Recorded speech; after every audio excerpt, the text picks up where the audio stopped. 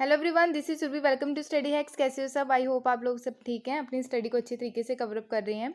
ये 24 जुलाई की आपकी इंपॉर्टेंट करंट अफेयर्स की वीडियो है। बिकॉज कल कुछ प्रॉब्लम की वजह से मैं वीडियो अपलोड नहीं कर पाई हूँ। आज आपको ये वीडियो देखने को मिल रही है। आइए, आज का जो डिस्कशन है काफ़ी ज़्यादा इंपॉर्टेंट रहने वाला, काफ़ी ज़्यादा इंटरेस्टिंग भी है। आइए आज का डिस्कशन हम लोग स्टार्ट करते हैं। पहले इनर लाइन परमिट के बारे में है। इनर लाइन परमिट होता क्या है, ये क्यों न्यूज़ में है, इसके बारे में हम जानते हैं।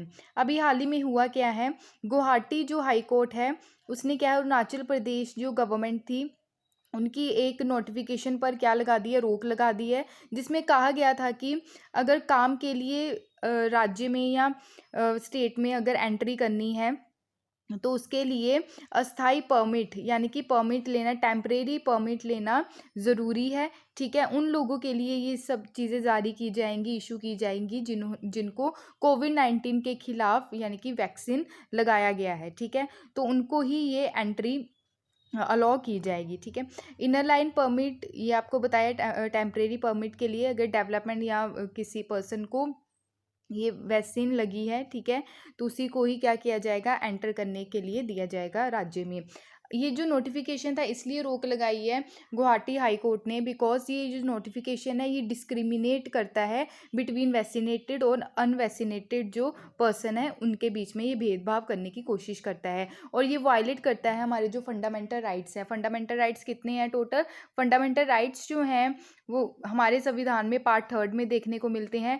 12 to 35 देखने को मिलते हैं। ठीक है, 12 to 35 जो हैं टोटल, और 6 हमारे फंडामेंटल राइट्स हैं। उसी में ही जो आर्टिकल है 14, 19 और 21। 14 जो है राइट टू इक्वालिटी, ठीक है, तो इसके बारे में बात करता है, इक्वल प्रोटेक्शन ऑफ लॉ। ठीक है, तो आर्टिकल जो 19 है फ्रीडम के बारे में बात करता है। आर्टिकल 21 जो है ये किसके बारे में बात करता है, right to life and personal liberty. तो इसके ये जो है इन आर्टिकल्स का हनन करने की कोशिश कर रहा था ये जो नोटिफिकेशन इशू किया गया, इसलिए गुवाहाटी हाई कोर्ट ने क्या किया, इस पर रोक लगा दी। अब देखते हैं इनर लाइन परमिट होता क्या है। ये एक डॉक्यूमेंट रहता है, रिक्वायर्ड रहता है जो नॉन नेटिव्स पर्सन रहते हैं, मतलब जो वहाँ पे जैसे अरुणाचल प्रदेश हो गया, मिजोरम, नागालैंड, वहाँ पे लोग नहीं रहते हैं, बाहर से घूमने के लिए इस स्टेट्स में आ रहे हैं, तो उन लोगों के लिए ये डॉक्यूमेंट जो रहता है वो रिक्वायर्ड रहता है, जो विजिट करते हैं इन स्टेट में, और प्रोटेक्ट किया जाता है किसके under, inner line permit system के अंडर। अगर बात करें एट प्रेजेंटली 4 ऐसे नॉर्थ ईस्टर्न स्टेट्स हैं जो इस इनर लाइन परमिट के अंडर कवर किए जाते हैं। वो है अरुणाचल प्रदेश है, मिज़ोरम है, मणिपुर है, नागालैंड। ये याद रखिएगा, अरुणाचल प्रदेश, मिज़ोरम, मणिपुर एंड नागालैंड। ठीक है, तो ये जो 4 जो स्टेट्स हैं ये इसके अंडर कवर किए जाते हैं इनर लाइन परमिट के अंडर। ठीक है, और ये मैंडेटरी है अगर आपने यहाँ पे एंटर करना है, और साथ ही साथ ज़रूरी है लक्षद्वीप में अगर एंटर करना है तब भी इनर लाइन परमिट की ज़रूरत है। अगर इनर लाइन परमिट की बात करें, ये इशू किसके द्वारा किया जाता है, ये भी काफ़ी ज़्यादा इंपॉर्टेंट है।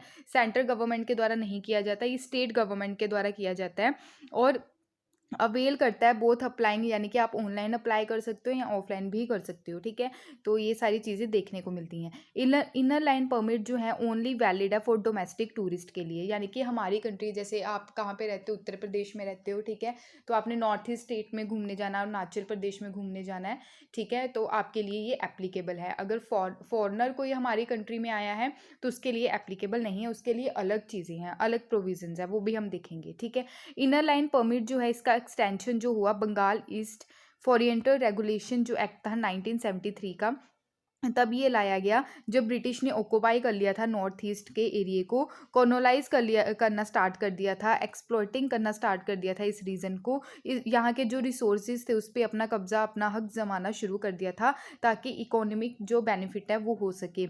और ये फर्स्ट जो स्टार्ट किया गया यहाँ पे ब्रिटिशर्स के द्वारा, वो स्टार्ट किया गया टी प्लांटेशन के लिए, ऑयल इंडस्ट्रीज के लिए, कहाँ पे, ब्रह्मपुत्रा वैली, याद रखिएगा इसको। ठीक है, और ये एक्ट ज़रूर याद रखिएगा।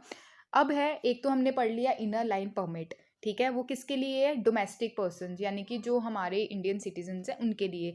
मैंने बोला था कि हम फॉरनर्स के बारे में भी बात करेंगे, तो फॉरनर्स के लिए जो प्रोविजंस है वो आते हैं फॉरनर्स प्रोटेक्टेड एरियाज ऑर्डर 1958 के तहत, ये याद रखिएगा। इनर लाइन परमिट हमारे इंडियन सिटीजन्स के लिए, फॉरनर प्रोटेक्टेड एरिया ऑर्डर 1958 का, ये फॉरेनर्स के लिए है। तो ये जो है ये बात करता है प्रोटेक्टेड एरिया परमिट जो रिक्वायर्ड है फॉर नॉन इंडियन सिटीजन्स के लिए, ठीक है, जो विजिट करते हैं इन पर्टिकुलर एरियाज़ में, जो स्पेशली नॉर्थ ईस्ट इंडिया में।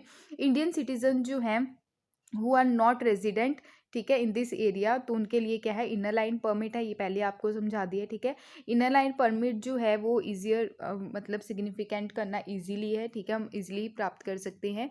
2009 के हिसाब से देखें तो ये जो है RAP जो है वो रिक्वायर्ड है किसके लिए, all visited union territory of Andaman and Nicobar island and part of सिक्किज्म, ठीक है, सॉरी सिक्किज्म नहीं, सिक्किम, ओके, सिक्किम जो है, सिक्किम का भी ये पार्ट है, ओके।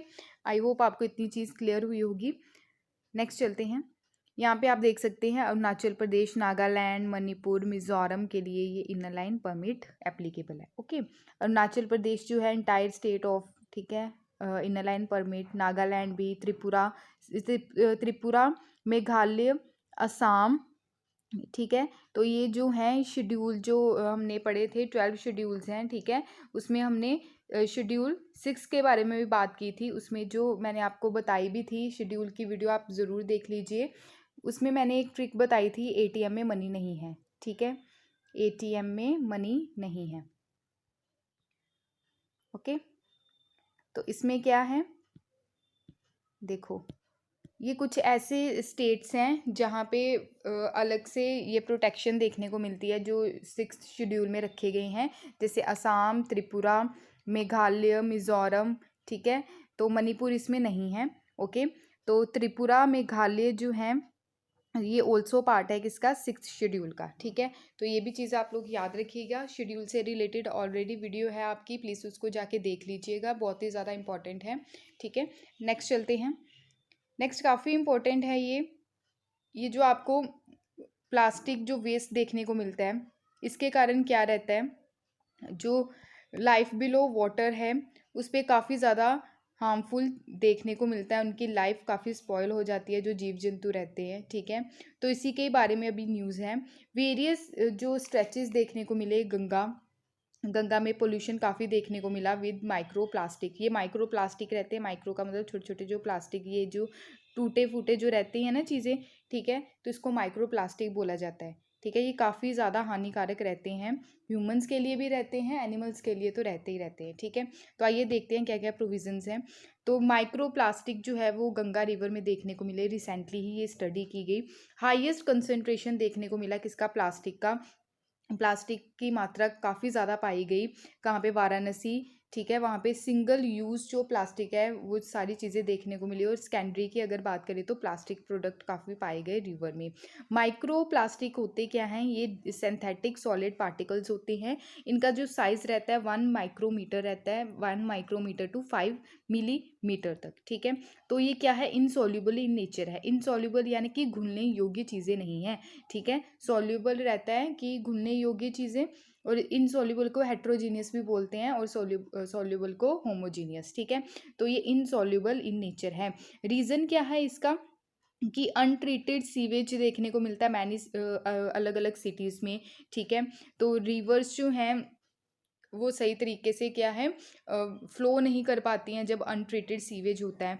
और उसी के साथ इंडस्ट्रियल वेस्ट काफ़ी देखने को मिलता है, इंडस्ट्रीज़ में से काफ़ी ज़्यादा जो केमिकल्स वगैरह रहते हैं वो डिस्चार्ज होते हैं। तो इंडस्ट्रियल वेस्ट जो है वो सारा रिवर में जाता है। जैसे यमुना रिवर में आपने देखा होगा जो ऐसा लगता है कि जैसे स्नोफॉल हुई होती है, ठीक है। तो ऐसी चीज़ें देखने को मिली। वेस्ट मटेरियल जो रहता है वो रिलीज़ और डंप किया जाता है, जैसे घर का जो वेस्ट प्रोडक्ट रहते हैं, वेस्ट चीज़ें रहती हैं, कूड़ा करकट जो चीज़ें रहती हैं वो सारी हम डंप कर देते हैं रिवर्स में, ये भी एक रीज़न है, ठीक है। प्लास्टिक जो है वो 100 to 1000, प्लास्टिक को 100 to 1000 ईयर्स लग जाते हैं डिकम्पोज होने में, ठीक है। तो काफ़ी ज़्यादा हानिकारक है प्लास्टिक। सम जो मैरीन स्पीसीज़ है, जैसे फिशेस हो गए, टर्टल्स हो गए, और भी बहुत सारी जो स्पीसीज़ रहती हैं, सच है जैसे जू प्लैंक्टॉन्स, ओके। तो इनको क्या काफ़ी ज़्यादा हार्मफुल, यानी कि काफ़ी ज़्यादा इसके कारण इन स्पीसीज़ की डेथ भी हो जाती है, ठीक है। तो फूड चेन जो है वो अच्छी तरह से इनके लिए अवेलेबल नहीं हो पाता, जिनके कारण ये चीज़ें जो स्पीसीज़ है वो ख़त्म हो जाती हैं। मैरीन एनिमल जैसे वेल, सी बर्ड, टर्टल्स, ठीक है, तो इंगेस्ट करते हैं, प्लास्टिक जो है इनके अंदर चली जाती है, तो इसके कारण क्या हो जाता है, इनकी डेथ भी हो जाती है। ठीक है, फॉर ह्यूमंस के लिए अगर देखें तो मैरीन प्लास्टिक पोल्यूशन जो है वो काफ़ी ज़्यादा हार्मफुल रहता है ह्यूमंस के लिए भी। ठीक है, स्पेशली फूड चेन से रिलेटेड जो चीज़ें रहती हैं, माइक्रो प्लास्टिक जैसे फूड चेन, जैसे कि आप बोल सकते हैं अगर किसी फिश ने, ठीक है, फिश ने अगर ये माइक्रो प्लास्टिक जो हैं खा लिए, डेथ हो गई, ठीक है, या कुछ भी है, तो सी फूड जो है वो ह्यूमन क्या करता है, कंज्यूम करता है। तो अगर माइक्रो प्लास्टिक जो है वो अगर फिश के अंदर है, उसकी बॉडी के अंदर है, अगर वो पर्सन भी खाएगा उस फिश को, तो ऑब्वियस है उस ह्यूमन को भी ये चीज़ों का सामना करना पड़ेगा। ठीक है, तो माइक्रो प्लास्टिक जो है वो पाए जाते हैं स्पेशली से टैप वाटर में आ गया, बियर, ठीक है, एंड इवन सॉल्ट में भी ये देखने को मिला, क्योंकि सॉल्ट जो है, सॉल्ट हम कहाँ से प्राप्त करते हैं, सी से, ओशन से। ठीक है, तो ये सब चीज़ें वहाँ पे भी देखने को मिलेगी, तो डायरेक्ट जो कॉन्टैक्ट आएगा ह्यूमंस का भी आएगा, क्योंकि सॉल्ट वगैरह जो हम फूड में भी काफ़ी ज़्यादा यूज़ करते हैं। ठीक है, प्लास्टिक पोल्यूशन जो है ह्यूमन इंजेक्शन करता है। ठीक है, पब्लिश ये किया गया, ये जो सारी रिपोर्ट है जून 2019 में की गई। ठीक है, तो एवरेज पर्सन जो है, अगर एवरेज पर्सन की अगर हम बात करें, ये खाता है एटलीस्ट 50,000 पार्टिकल्स जो रहते हैं माइक्रो प्लास्टिक के ईच ईयर। तो कई ज़्यादा जो बीमारी हैं उसका सामना करना पड़ता है ह्यूमंस को। ठीक है, कभी हार्ट अटैक आ गया, ठीक है, तो समय से पहले ही नेचुरल जो डेथ हो जाती है लोगों की, यही चीज़ें, यही जो कारण रहते हैं। ठीक है, कंजप्शन अगर देखें प्लास्टिक का ह्यूमंस के द्वारा जो किया जाता है वो काफ़ी हार्मफुल होता है। ये सेवरल केमिकल्स जो इसमें यूज़ किए होते हैं, ठीक है, वो खाने में जाते हैं, तो ह्यूमंस की बॉडी को काफ़ी ज़्यादा इम्पैक्ट पड़ता है। ठीक है, तो रिस्क काफ़ी है इसको, इन्वायरमेंट के ऊपर भी रिस्क काफ़ी है, ह्यूमन की डेथ होती है। ठीक है, तो अननेचुरल डेथ भी काफ़ी देखने को मिलती है। More than 20 states and union territory जो है उन्होंने ज्वाइन किया कि प्लास्टिक पोल्यूशन को ख़त्म करना, उसके खिलाफ लड़ाई लड़नी है। ठीक है, तो गवर्नमेंट क्या करेगी, गवर्नमेंट ने तो ये सारी चीज़ें तो इनिशिएटिव तो चला लिए, बट ये तो लोगों की रिस्पॉन्सिबिलिटी है। ठीक है, गवर्नमेंट ने आपको क्या करना है, गाइडलाइन जारी करनी है, बट मानना आप लोगों को है, इंडियन सिटीजन्स को मानना है। ठीक है, अगर इंडियन सिटीजन्स ही गंद वगैरह डालते जाएंगे, पॉलीथीन कभी इधर फेंका कभी उधर, डंप कर दी चीज़ें रिवर्स में, तो फिर वहाँ पे गवर्नमेंट क्या करेगी। ठीक है, स्वच्छ भारत मिशन जो है गवर्नमेंट के द्वारा स्टार्ट किया गया।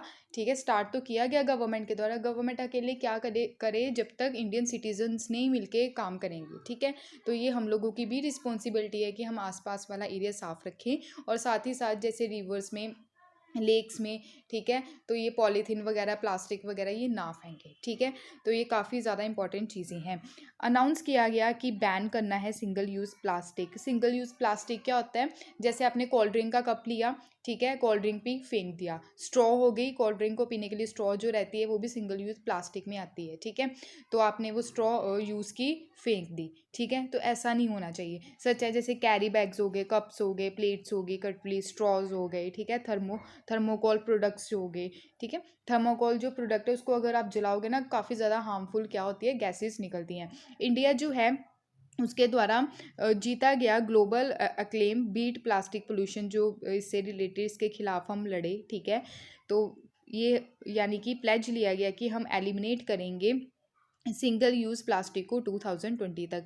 और साथ ही साथ ये याद रखिएगा, वर्ल्ड इन्वायरमेंट डे 2018 का, उसकी जो थीम थी बीट प्लास्टिक पोल्यूशन थी। ठीक है, तो प्लास्टिक पोल्यूशन को ख़त्म करना। बताइए मेरे को, वर्ल्ड इन्वायरमेंट डे हम कब सेलिब्रेट करते हैं, और इस साल जो हमने सेलिब्रेट किया तो थीम क्या थी 2021 की, प्लीज़ बताइएगा मेरे को। ठीक है, बहुत ही ज़्यादा इंपॉर्टेंट है। ओके, आई होप आपको ये सारी चीज़ें क्लियर हुई होंगी, काफ़ी डिटेल में डिस्कस किया, आंसर राइटिंग के लिए भी बहुत ही ज़्यादा बेनिफिशियल है। कई सारे जो पॉइंट्स आप उसमें आंसर राइटिंग में यूज़ कर सकते हैं। नेक्स्ट चलते हैं, ये माइक्रो प्लास्टिक आप देख लीजिए। माइक्रो प्लास्टिक जो है, यहाँ पे आप देखिए, यहाँ पे रिवर में जाएगा, ये देखो बॉटल्स हैं, ठीक है, और भी छोटे छोटे जो माइक्रो प्लास्टिक्स हैं, छोटे छोटे जो प्लास्टिक्स रहते हैं, ये काफ़ी ज़्यादा दिक्कत क्रिएट करते हैं जो मैरीन लाइफ रहती है। ठीक है, तो ये जो इवेपोरेशन के थ्रू कहाँ पे जाते हैं, क्लाउड्स बनते हैं, फिर वो जो केमिकल्स रहते हैं, ठीक है, तो इसके थ्रू फिर से वाटर में जाते हैं, तो काफ़ी ज़्यादा हार्मफुल ये चीज़ें देखने को मिलती हैं। ठीक है, आई होप आपको इतनी चीज़ क्लियर हुई होगी। नेक्स्ट है, काफ़ी ज़्यादा इंपॉर्टेंट है और हमारे इंडिया के लिए काफ़ी प्राउड मोमेंट रहा कल का दिन, क्योंकि मीरा भाई चानू ने हमारे इंडिया को पहला सिल्वर मेडल दिया टोक्यो गेम्स में, ठीक है। टोक्यो गेम्स जो 2020 की अभी चल रही हैं, ठीक है। तो मीराबाई चानू के द्वारा अभी सिल्वर मेडल जीता गया और ये फर्स्ट इंडियन बनी है जिनके द्वारा ओलंपिक मेडल जीता गया 2020 टोक्यो गेम्स का, ठीक है। कैटेगरीज जो है वुमेन्स 49 kg की कैटेगरी में जो मीराबाई चानू है, इन चाइना जिऊ होई जो है इनके द्वारा गोल्ड मेडल जीता गया और सिल्वर जीता गया मीराबाई चानू के द्वारा। इनके द्वारा मैनेज किया गया, यानी कि इनके द्वारा जो वेट उठाया गया 202 kg का कैटेगरी थी वुमेन्स 49 kg कैटेगरी, और ये बनी second Indian weight lifter after Karnam Malleswari के बाद, ठीक है। तो इनके द्वारा ओलंपिक मेडल जीता गया था, ठीक है। उनके बाद ये सेकंड वुमेन बनी है। न्यू ओलंपिक रिकॉर्ड इनके द्वारा दर्ज किया गया मीराबाई चानू जी के द्वारा, successfully lift 115 kg clean and jerk, ठीक है। तो ये काफ़ी ज़्यादा इंपॉर्टेंट है, काफ़ी ज़्यादा प्राउड मोमेंट रहा हम लोगों के लिए, ठीक है। नेक्स्ट चलते हैं आयकर दिवस। आयकर दिवस जो है इम्पॉर्टेंट है, ठीक है। इनकम टैक्स डे जिसको बोलते हैं, ये ऑब्जर्व किया गया यानी कि कल के दिन 24 जुलाई को 161 इनकम टैक्स डे सेलिब्रेट किया गया, जिसको बोला जाता है आयकर दिवस। 24 जुलाई 1980 जो है इनकम टैक्स के द्वारा इंट्रोड्यूस किया गया था फर्स्ट टाइम इंडिया में, यानी कि सर जेम्स वेल्सन के द्वारा, ठीक है। डे जो है वो सेलिब्रेट किया जाता है central board of direct taxes, first time जो सेलिब्रेट किया गया था 2010 में किया गया था, ठीक है। नेक्स्ट है प्रोडक्शन लिंक्ड इंसेंटिव स्कीम, बहुत ही ज़्यादा इंपॉर्टेंट है। ये होती क्या है? प्रोडक्शन लिंक्ड इंसेंटिव स्कीम्स क्या होती है, इसके बारे में हम देखते हैं। आइए देखते हैं पहले न्यूज़ में क्यों है ये। रिसेंटली ही यूनियन कैबिनेट के द्वारा अप्रूव किया गया है प्रोडक्शन लिंक्ड इंसेंटिव स्कीम। ये सेंट्रल सेक्टर स्कीम है, इतना याद रखिएगा। और ये मैन्युफैक्चरिंग स्पेशलिटी यानी कि स्टील के लिए इसको अप्रूव किया गया है। For manufacturing speciality steel with budget outlay इसका रखा गया है 6322 करोड़। पीरियड जो है यानी कि टाइम पीरियड 5 ईयर्स के लिए 2023-24, ठीक है। तो ये सारी चीज़ें देखने को मिली। अब देखते हैं प्रोडक्शन लिंक्ड इंसेंटिव स्कीम होता क्या है। प्रोडक्शन लिंक इंसेंटिव स्कीम जो है, अभी मैं आपको बताती हूँ कि ये जो कंपनीज़ हैं, कंपनीज़ को इंसेंटिव दिया जाता है गवर्नमेंट की तरफ से। जब आप किसी एक टारगेट को अचीव कर लेते हो, ठीक है, तब आपको इंसेंटिव्स मिलते हैं, इंसेंटिव्स, ठीक है। तो गवर्नमेंट की तरफ से ये 4 to 6% तक दिया जाता है। जैसे इलेक्ट्रॉनिक सेक्टर हो गया, इलेक्ट्रॉनिक्स के चलते इम्पोर्ट बिल जो है वो काफ़ी हैवी रहता था हमारी कंट्री का, इसलिए हमारी गवर्नमेंट ने सोचा कि जो इलेक्ट्रॉनिक सेक्टर है, सबसे पहले ये जो इंसेंटिव दिया गया ना, ये इलेक्ट्रॉनिक सेक्टर को दिया गया था, इतना भी याद रखिएगा, ठीक है।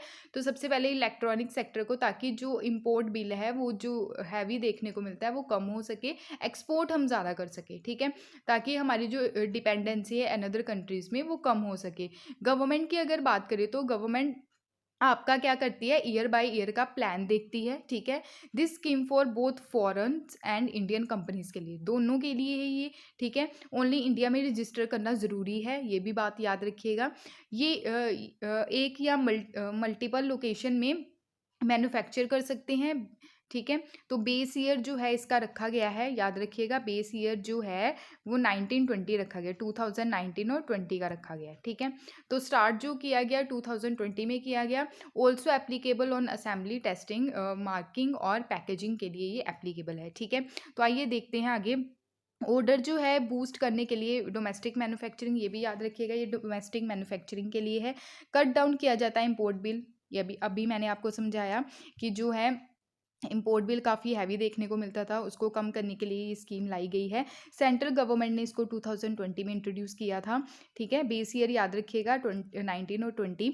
एम क्या है इसका कि कंपनीज को इंसेंटिव देना, इंक्रीमेंट देना सेल्स में, ठीक है। जो प्रोडक्ट जो है उनकी जो सेल हो रही है डोमेस्टिक यूनिट, स्कीम जो है ये इनवाइट करती है बहुत फॉरेन कंपनीज़ को, ठीक है, इंडियन कंपनीज़ को भी।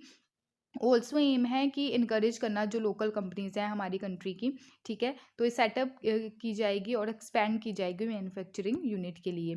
यहाँ पे आप देख सकते हैं पेमेंट जो है budget to goods made in India, ठीक है, varies from sector to sector vary करेगी ये। Disadvantages disability faced by sector. बात करें ये स्कीम जो है इसको अप्रूव किया गया सेक्टर्स के लिए, जैसे ऑटोमोबाइल्स, फार्मास्यूटिकल्स, आईटी, हार्डवेयर। याद रखिएगा सबसे पहले इसको इलेक्ट्रॉनिक्स के लिए किया गया था, इलेक्ट्रॉनिक सेक्टर के लिए, ठीक है। तो including laptops, mobile phones, telecom equipment, white goods, chemical, cell, food processing and textile etcetera, इसके लिए ये अप्रूव की गई है। ओके, तो अभी स्टील के लिए देखने को मिली है स्पेशली। ओके, पीआईएल की अगर बात करें, ये देखो स्पेशलिटी जो स्टील है, एम क्या है कि इंडिया की जो स्पेशलिटी स्टील प्रोडक्शन है, ठीक है, 42 मिलियन टन तक इसको लेके आना है 2026-27 तक। आज के टाइम में देखें तो ओनली कितनी प्रोडक्शन है इसकी स्टील की, 18 मिलियन टन है। इसको बढ़ा के 2026-27 तक 42 मिलियन टन तक लेके आना है। 5 कैटेगरीज हैं इसमें स्पेशलिटी जो स्टील की है, ठीक है, जो चूज़ की गई है पब्लिक इनिशिएटिव जो है, ठीक है। तो इसमें क्या है, प्लेटेड स्टील प्रोडक्ट हो गया, हाई स्ट्रेंथ कैसे लेके आने, resistant steel, speciality rails, alloy steel product, okay, electrical steel. तो ये सारी क्या है, इसकी 5 कैटेगरीज इसमें डिफाइन की गई हैं। ओके, तो अगर बात करें यहाँ पे देखिए कैबिनेट के द्वारा अप्रूव किए गए हैं 10 की सेक्टर्स हैं जो इस स्कीम के अंडर आएंगे, ठीक है। तो आप यहाँ पे देख सकते हैं सेक्टर्स जो हैं, chemistry, cell, battery, electronic, automobiles, pharmaceuticals, telecom, networking, ठीक है। तो ये आप देख सकते हैं कि इम्प्लीमेंट कौन कौन सी मिनिस्ट्री के द्वारा या डिपार्टमेंट के द्वारा किया गया है। अगर केमिस्ट्री, सेल, बैटरी की बात करें, NITI Aayog, department of heavy industries. Electronic technology की बात करें, ministry of electronic and information technology.